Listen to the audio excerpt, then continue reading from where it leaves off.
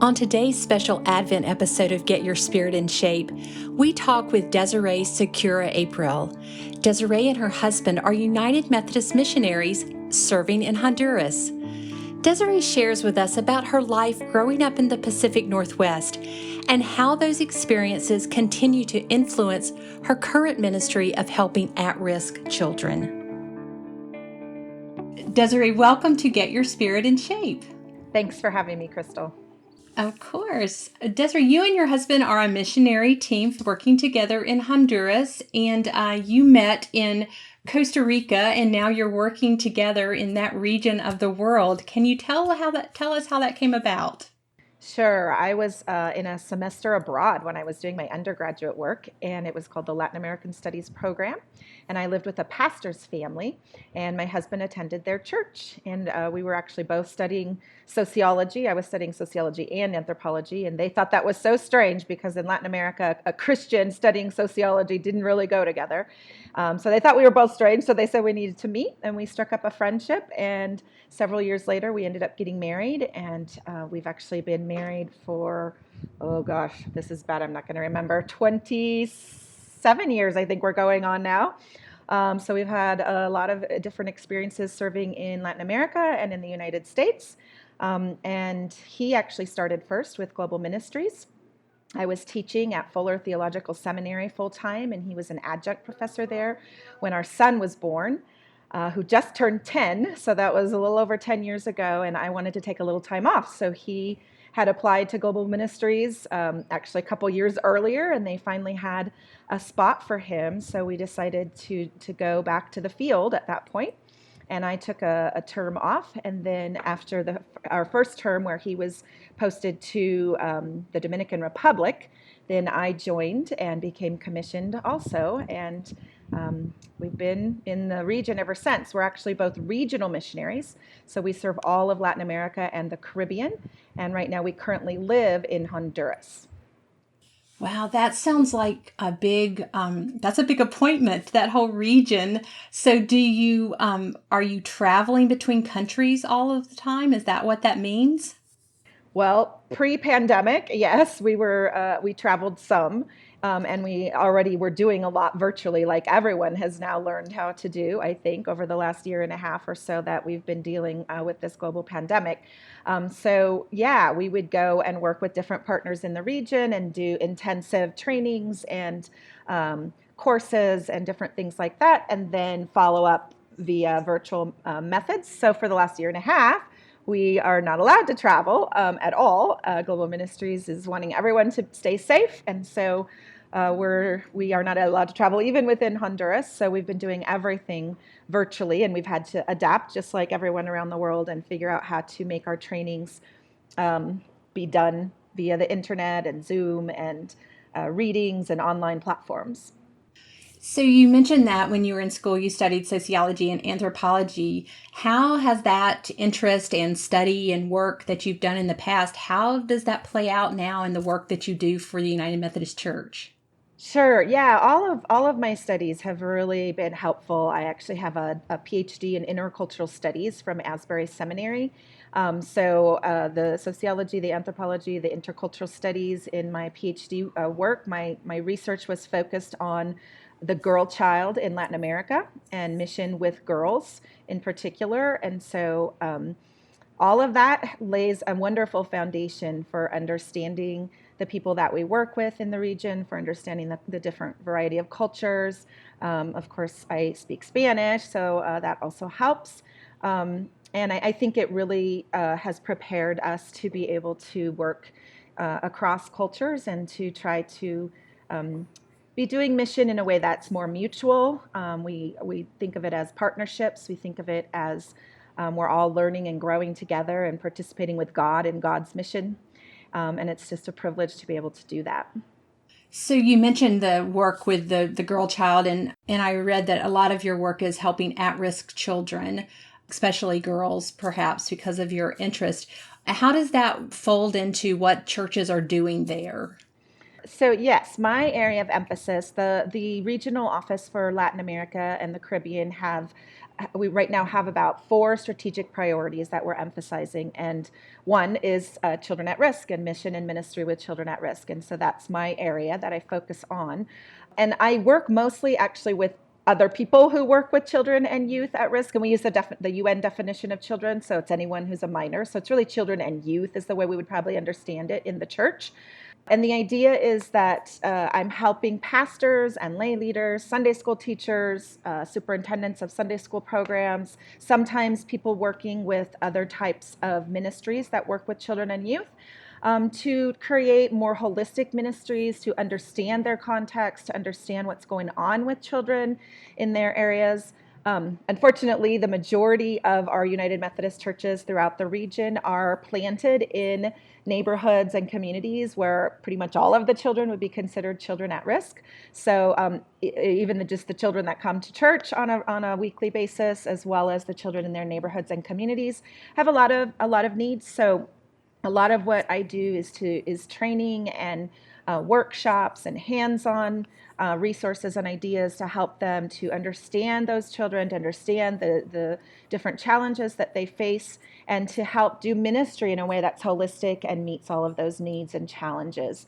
One of the things that I've been really focusing on is helping churches to create child protection policies. Unfortunately, we did a survey, it's been almost 2 years ago now, of all of our partners in the region, mostly of the bishops and the leaders in the ministries, and discovered that 76% said they didn't have any type of child protection policy in place and they would like help in developing that. And 100% said they needed more training, they needed more understanding of that. So my work has really focused in the last couple of years on helping churches to go through a process, not just of creating a policy, but to really understand what it means to protect children and why we need to do that, and the biblical and theological underpinnings of that, as well as then how do we do that? How do we create, in the U.S., a lot of times in our UMC churches, we call them safe sanctuaries. And so we're adapting that and creating spaces that are safe for children among all of our ministries. You mentioned these children having challenges. What kind of challenges do the children face? So, I mean, it varies throughout the region, but there are a lot of commonalities. Probably the major common denominator are high levels of poverty. Most of our children are living in situations of either extreme or moderate poverty, which in and of itself doesn't always put them at risk, because a lot of times families have other resources and sources of family and other members of the community to help support them. But it certainly is an underlying characteristic of all of our children that can put them at risk. We also see a lot of domestic violence. Sadly, during the last year and a half with the pandemic, we've seen an increase in domestic violence. We see high indices. Sorry, I'm getting my Spanish and my English crossed in my brain here. High indices, I think, is that right in English, of child abuse, primarily, as most people know, within the home or within among people that they know in their families. So we talk a lot about that. A lot of my training for child protection focuses on understanding abuse, understanding how that happens, where that happens, and how we can hopefully try to prevent it from happening. We also see, and I'm sure you hear it in the news in the U.S., especially here in Honduras and in Central America and what they call the triangle here, we see families that are broken apart by people migrating and traveling. Some of our churches have stories of children going with their families in the caravans that you hear about.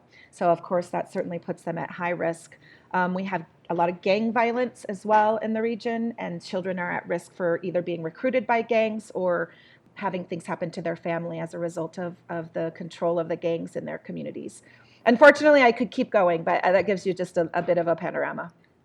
You know, Desiree, from what you're describing, it sounds like the church has such a critical role in not just providing a spiritual haven, but also a safe haven. The safe sanctuary really does extend out into the community in a really big and important way.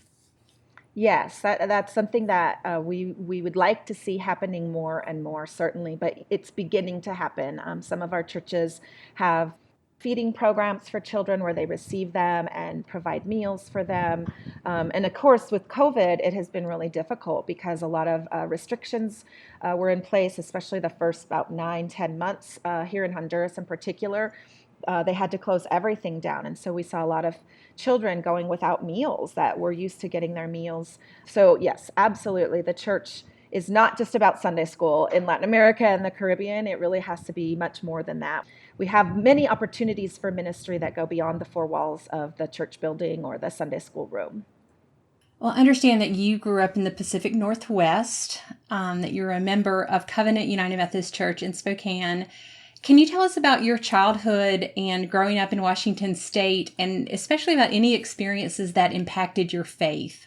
Sure. I actually grew up in Walla Walla, Washington, a little town in eastern Washington State. A great little town actually to grow up in. It was a small town, about 30,000 people. My parents were both public school teachers, so there was a lot of great community there.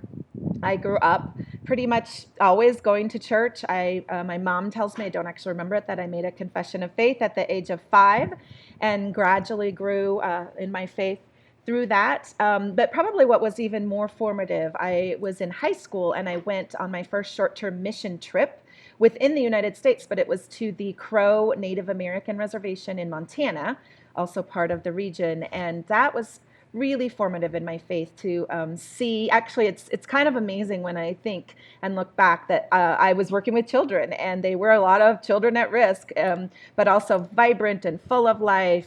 We did, the typical vacation Bible school, but also we were painting and helping with construction projects and things like that.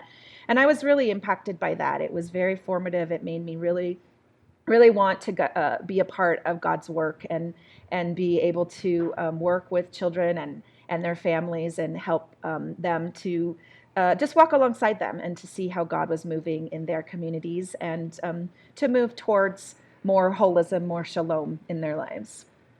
I read that your son attends a school with children from 22 countries.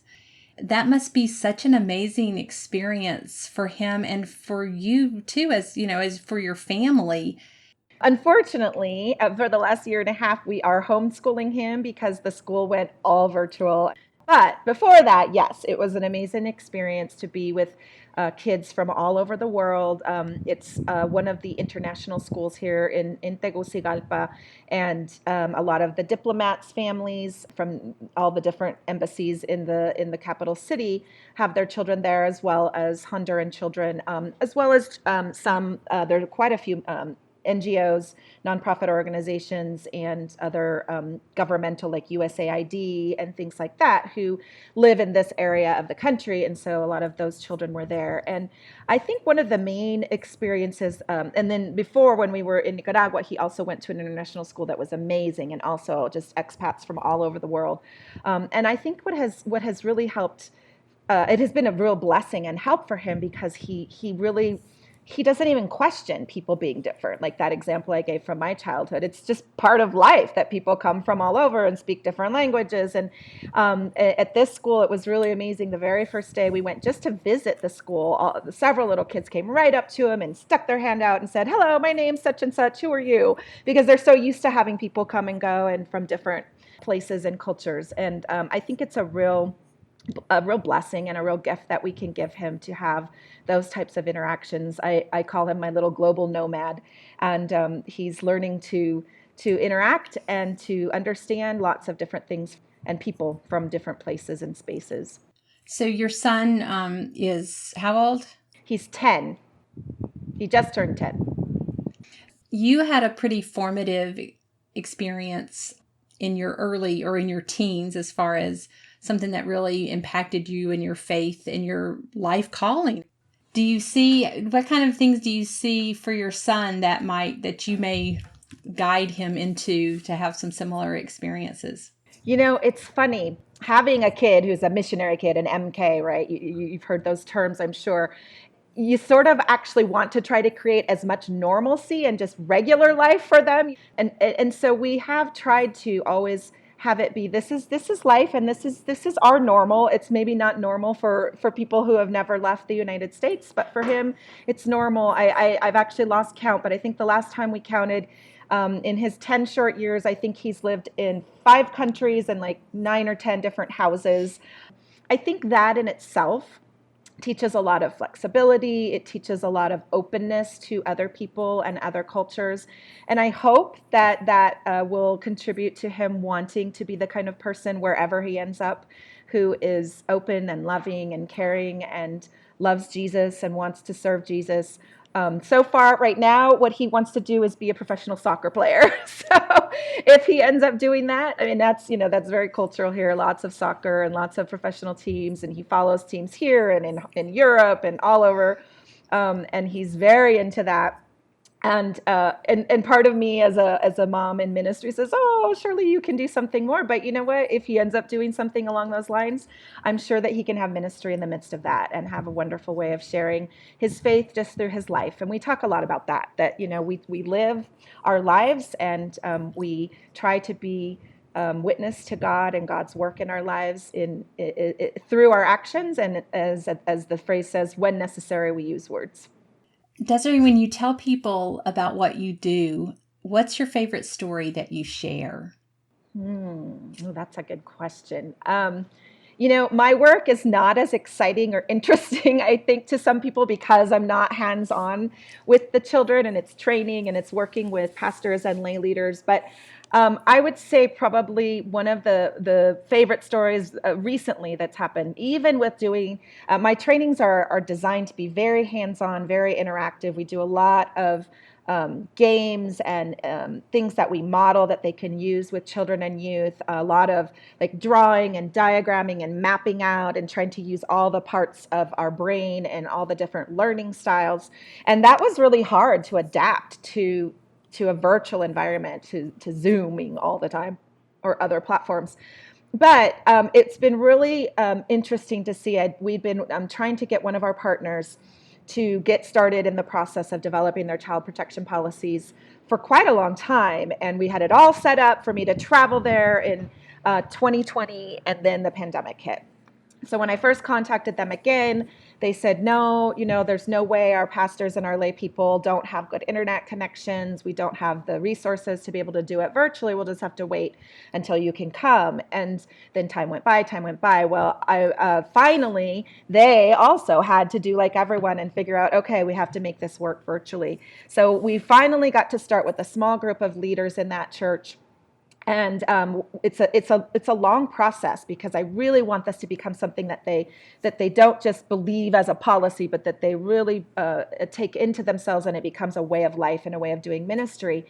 And we were doing the biblical foundations. We had that session. We did a couple other sessions. And one of the people who's in the group, who used to be a bishop in his Methodist church there in this country, one day at the, I don't know, third or fourth training, all of a sudden, he said, as I watched and listened to these survivors of sexual abuse tell their stories, I realized we have to do this. We have to protect our children in our churches. We cannot let this happen in our churches.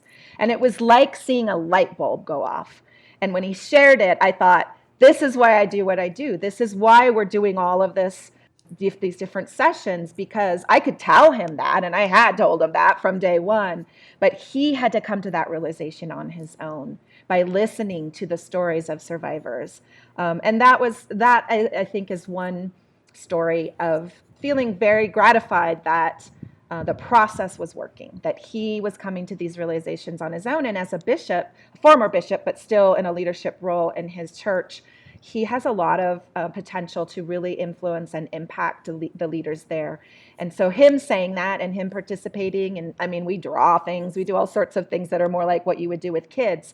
And he does it all. And he sends in his drawings and he participates. And for him to have that aha moment was really amazing. That sounds like a really special moment for sure. Desiree, this episode is scheduled to air during Advent, so I'd love to talk about Christmas for a minute. Are there any unique ways that you'll be celebrating Christmas in Honduras, or any favorite Honduran Christmas traditions that you and your family participate in? Oh, that's a great question. Actually, this is one area where I think we hold on to our traditions that we bring with us. Because for me, Advent has always been a very, very special time. And I also served as a children's pastor in the United States for many years. And so as a former children's pastor, I really want it to be something that is celebrated in homes and by families. And so we do Advent every single day from day one, and we have candles that we light as a family. And we've tried to share that actually tradition here, and they're not used to it. And so it's been really interesting to have the churches kind of go, what is Advent? What is that? We've never done that before. How do we do that? And I've been creating like Advent calendars and things that they can use, activities they can do with their families and at home.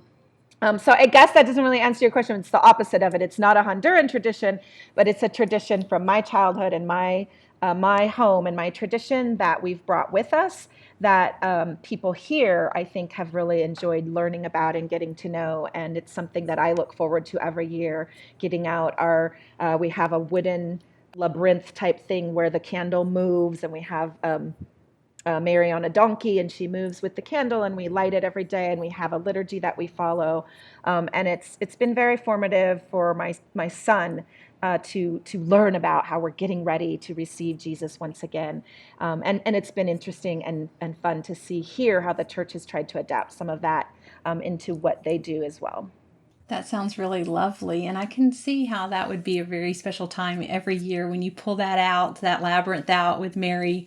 That's really sweet. Ever since he was little, we always sing songs and carols, and we get out all of our instruments or instruments that we've made. And when he was really little, he really got into it and had so much fun. He's getting to that age where he doesn't get into it as much. But the musical piece, especially here in Latin America, they're very musical and they love to sing and play guitars, has been so special as well, to include the music and the tradition. There's a song in Spanish that just gets stuck in your head where you're following the donkey, and he goes, tuki, tuki, tuki, tuki, tuki, tuki, tuki, ta. And that song we sing for months afterwards because it sticks so much in your brain. I love that. Before we go, Desiree, there's one question we ask every guest on Get Your Spirit in Shape. And the question is, how do you keep your spirit in shape? Well, that ties in actually with what I was just sharing about. For me, it's music, it's praise and worship. And when I was growing up, I had a piano. And when we had to get rid of that piano in order to come back to the mission field, I sat at the piano and played and bawled and cried because it's my spiritual connection. It's where I worship, where I sing, where I cry, where I pray. And so for many years, I didn't have a way to do that. I didn't have a piano. And last year, I finally decided to break down and get the fake kind, an electric keyboard, and a portable one that I carried on the plane with me. It folds up in half. And it has been so amazing. I didn't realize how much I was missing that, to be able to, I still, of course, was singing and worshiping. And for me, a lot of just singing, worship, and praise songs even on my own. But having the piano again and being able to play and sit down and sing is really how I keep my spirit connected. It's a connecting thing for me. It's a way that I connect to God and hear God and just worship God on my own, and also with my son now. He sings with me, and it's a really special time that we have together. Do you have some favorite songs that are always part of the time that you have with your son? It's been interesting because the ones that I love aren't his favorites, sadly. So I'm trying to expose him to my favorites. And I don't know if I can, I have sort of the oldies, like I'll do hymns, but also, in moments like these, and We Bow Down, and Majesty. And so I'm trying to expose him to some of those. And, of course, he's of the next generation, and he wants the more modern praise and worship and things that have a little more rhythm and beat. But I would say some of those have been really special for us to share together, the oldies but goodies. Well, I just appreciate you being a guest with us today. Desiree, thank you for your service to the United Methodist Church and your ministry. We just appreciate all that you do. Well, thanks so much for the opportunity to share. That was Desiree Segura-April, a missionary serving in Honduras on behalf of the United Methodist Church's General Board of Global Ministries. To learn more about Desiree and the work she does, go to umc.org/podcast and look for this episode. In addition to the helpful links and a transcript of our conversation, you'll find a link to my email address so you can talk with me about Get Your Spirit in Shape. Thank you so much for joining us for today's special Advent episode of Get Your Spirit in Shape. I look forward to the next time that we're together. I'm Crystal Cavanis.